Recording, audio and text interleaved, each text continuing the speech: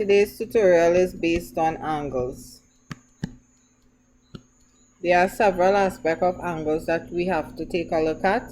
The first aspect is the size of angles. Size and type of angles. So we will take a look at type of angles. The first angle we would look at would be the acute angle.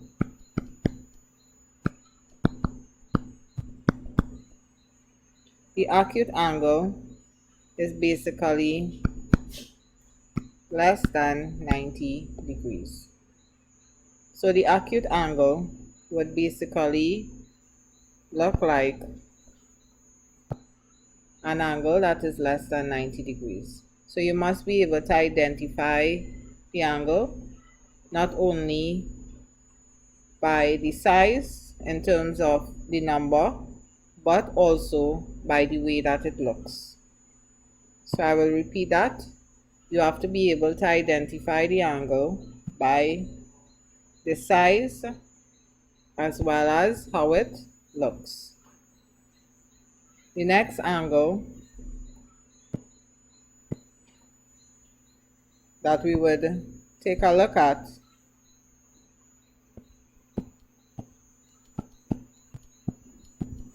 would be the right angle. The right angle is equal to 90 degrees. The right angle basically looks like that. It is 90 degrees. Okay, so it has a specific look to it that you must be able to identify. Again, you must know the size of the angle as well as the look of the angle. The next angle after that would be the obtuse angle. The obtuse angle would be more than 90 degrees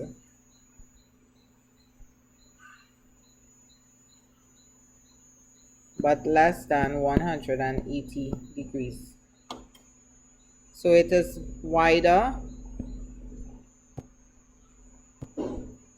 than the right angle, but it is not as wide as a straight angle, which we will get to in a while. So again, you must know the size of the angle and also how it is supposed to look.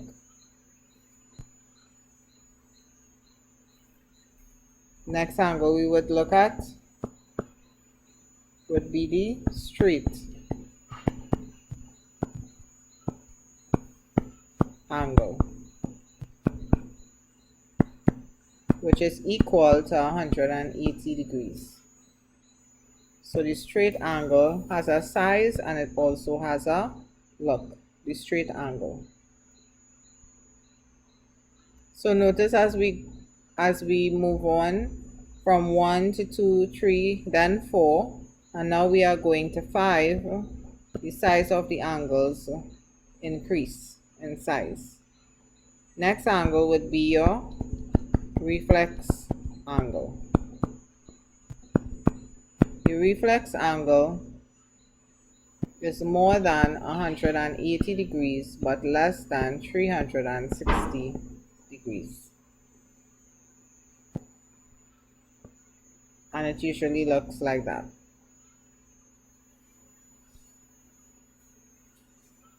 Okay, so this would be a reflex angle that is not quite 360 degrees. It is more than 180, but it is not quite 360 degrees.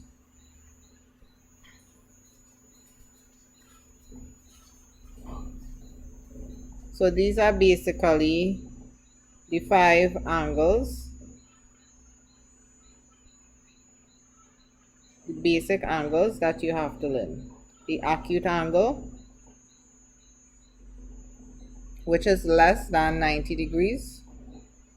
the right angle, which is equal to 90 degrees, obtuse angle,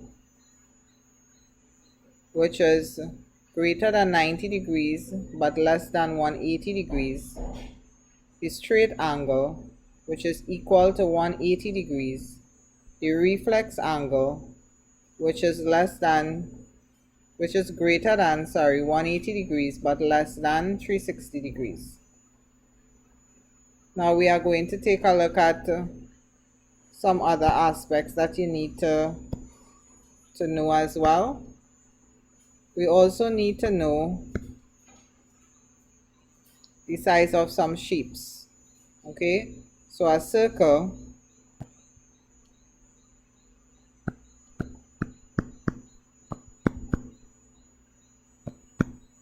would be equal to 360 degrees.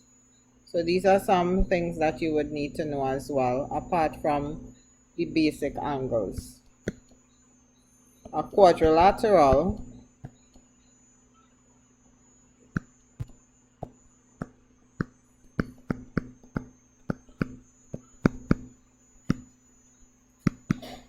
would be equal to 360 degrees as well, because there would be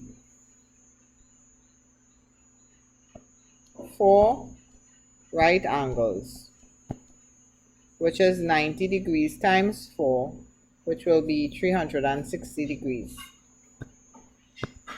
And then you have your triangle,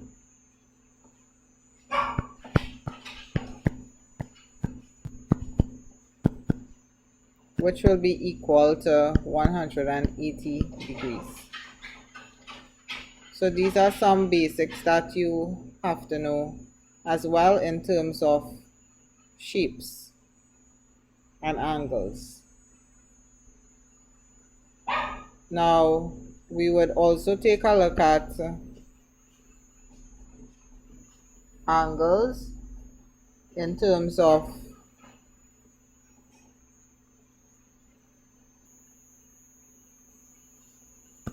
angles made by the clock.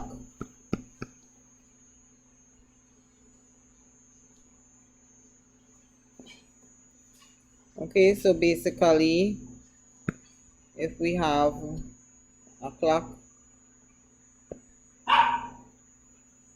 so I'm going to draw a clock for you quickly.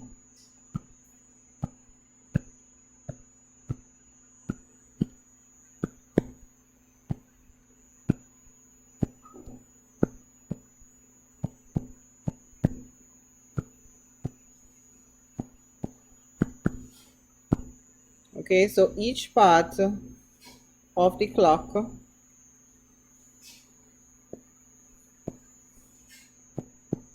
is equal to 30 degrees.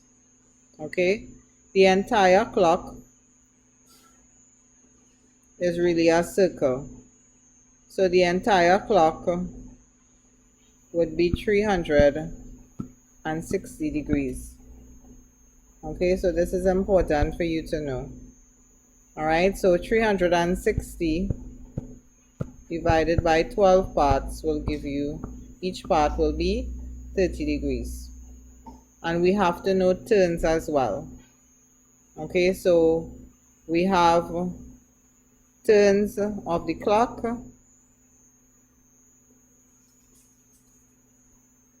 We also have to know in terms of a revolution. So 360 degrees would be 1 revolution. So we'll take the clock into parts now. So we have 1 revolution. A revolution is like a turn. Would be equal to 360 degrees. We'll take it in parts. So a quarter revolution, we can work it out.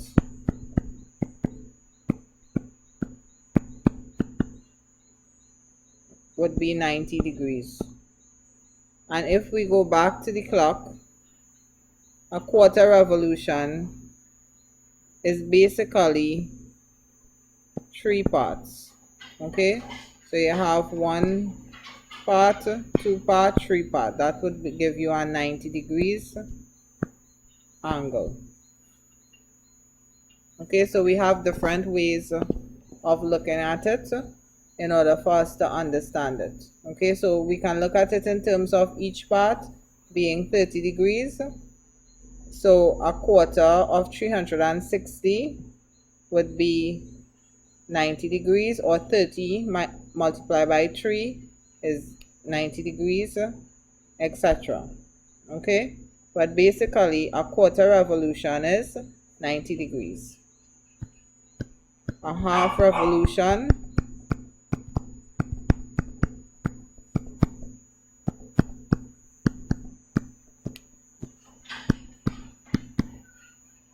is equal to 180 degrees.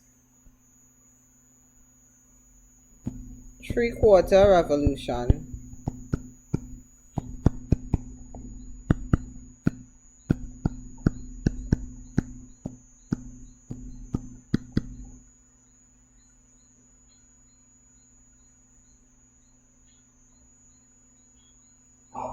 would be 270 degrees. Okay, so you must know these things by heart. How much is a whole revolution, a quarter revolution in terms of a clock? A half a revolution is 180, and 3/4 revolution is 270 degrees. Okay, so you must know as well, some questions may ask in terms of clockwise direction and anti-clockwise direction. So we'll also take a look at that.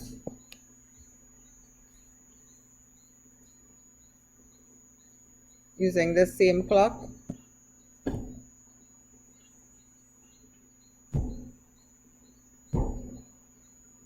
Try to neaten it up a little bit here.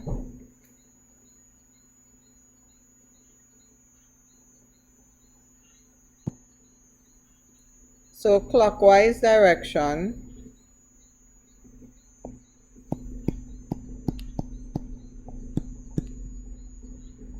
of course will go in the direction that a clock would normally go. Anti-clockwise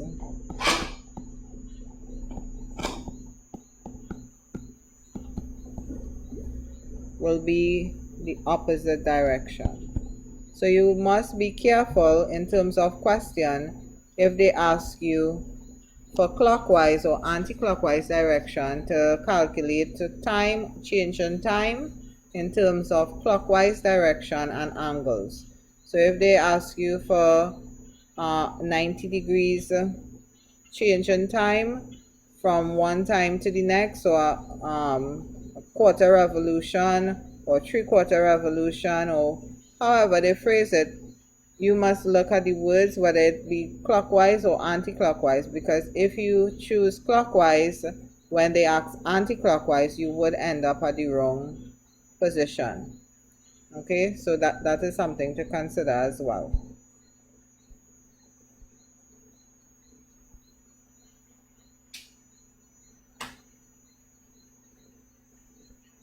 Okay, so again we can go through this. We have one revolution, which is one complete turn, would be 360 degrees.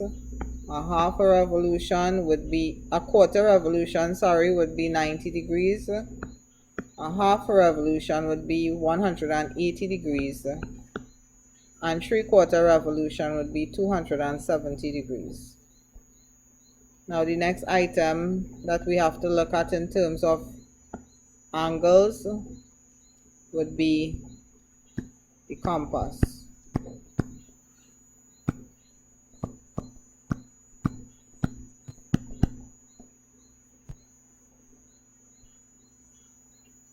Now the compass is basically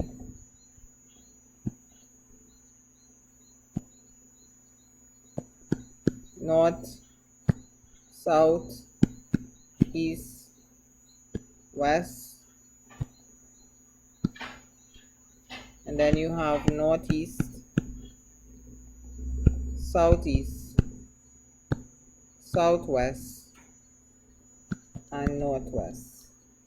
Okay, so this also creates a circle, okay, which gives a total of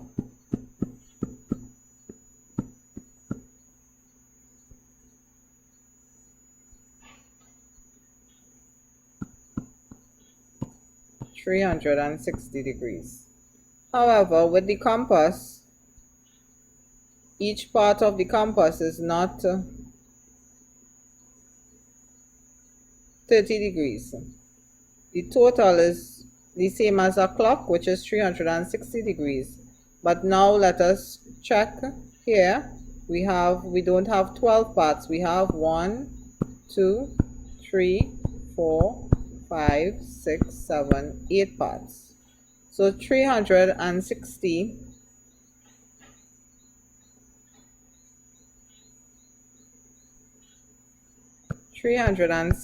divided by 8, each part will be 45 degrees. Okay, so basically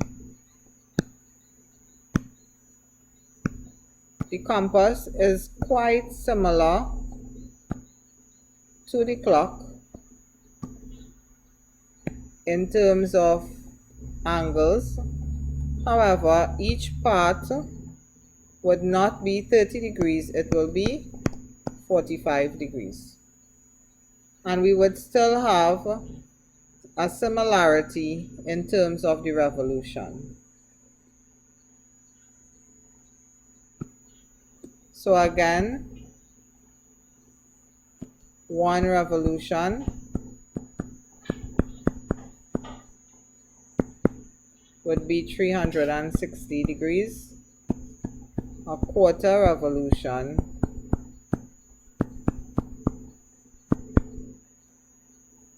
would be 90 degrees. A half revolution would be 180 degrees. 3/4 revolution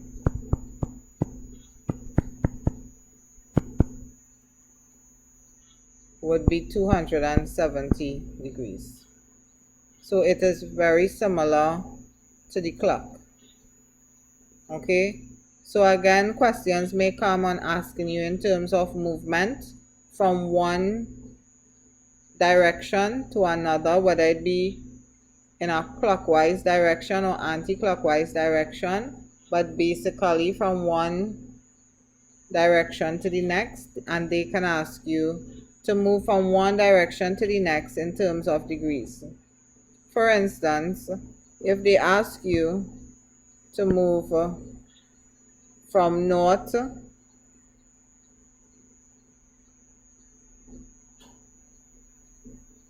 to another position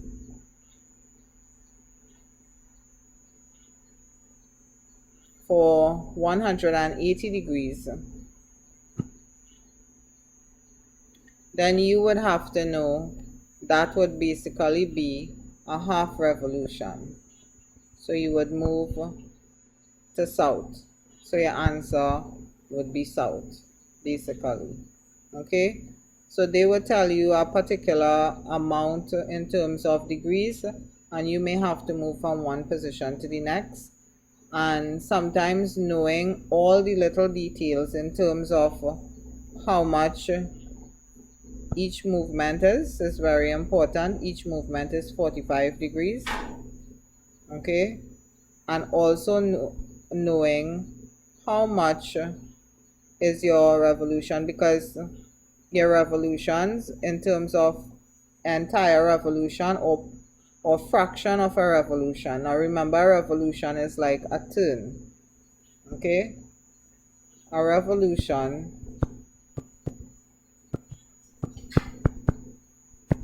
is basically one turn, one complete turn.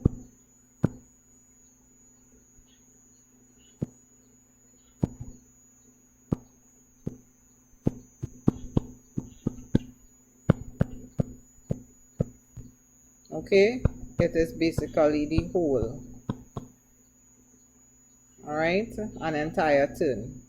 So therefore, all of these other parts here would basically be fractions of the turns. 90 degrees, 180 degrees, 270 degrees. Okay, so you should learn these things by heart, as well as learn this as well by heart in terms of how much is each part of the compass as well, and learn what is the difference between clockwise, anti-clockwise, and understand the compass is very similar to the clock in terms of the total being 360 degrees. Okay, so all of these things are very important. It is quite simple, but yet students sometimes get these questions wrong because they don't actually take the time to learn some of the basic things. For the clock, like what is the entire revolution of the clock, the size of the clock, and the similarity between a clock and a circle, okay, which is 360 degrees. The clock is made up of 12 parts, so that means that if 360 is divided by 12, then one part will be 30 degrees. And you can have various angles in there. You can have acute angles, you can have right angles, etc. within the clock. Okay, and it will be represented in terms of revolution. Sometimes they can give you numbers that are not part of the revolutions that you learn.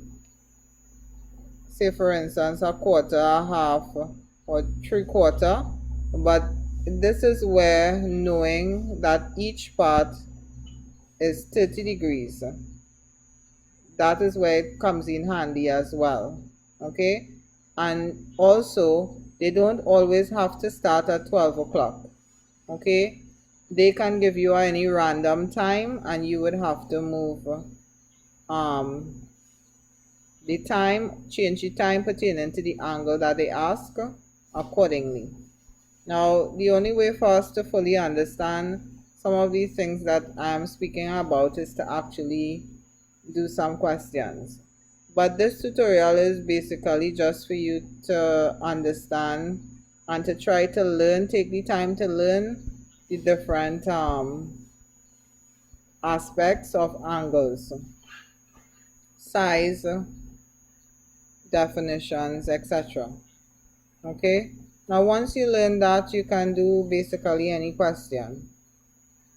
All right, so basically the next set of questions that will be given after this tutorial will be based on your ability to identify the different angles and various types of questions that are related to that.